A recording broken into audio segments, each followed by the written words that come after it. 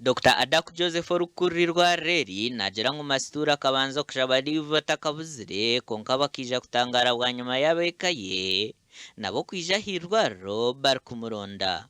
Initially she had communicated us she wanted to take her leave on 1st of June 2022. However, as we try to trace her whereabouts, including contacting her family in Entebbe, she has not reached that home.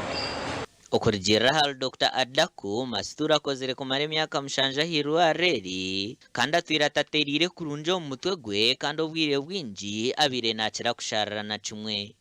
Where she gets a mental breakdown, she is likely to behave disorderly and also not remember to come back to the hospital for work. Ogukonka nagera ngo n'obu barabe batireho kyona ekiri kubasika kumuronda otireho n'okumanyisa polisi byona bibire byabusha. Sister Margaret orukora nka principal nursing officer nagera ngo bakaba nibateekateeka ngu nabaasa kugaruka ahirwariro aha kutandika kw'omwezi gwa mukaaga konka bakategereza byayanga.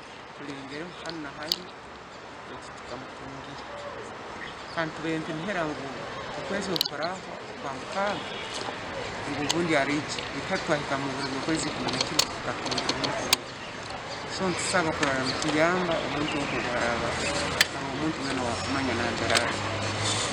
Vincent Westjor kagambirizi wa polisi aha bwa Rwenzori West hona washabira abirwariro okubanza baza aha polisi okuhayo statement. Twagezaho kutunga eka y'omukazi obuzire erikugambwa kuba eri omuri jinja bitu byabe byabusha. Gashoka Jonan Tusingwire.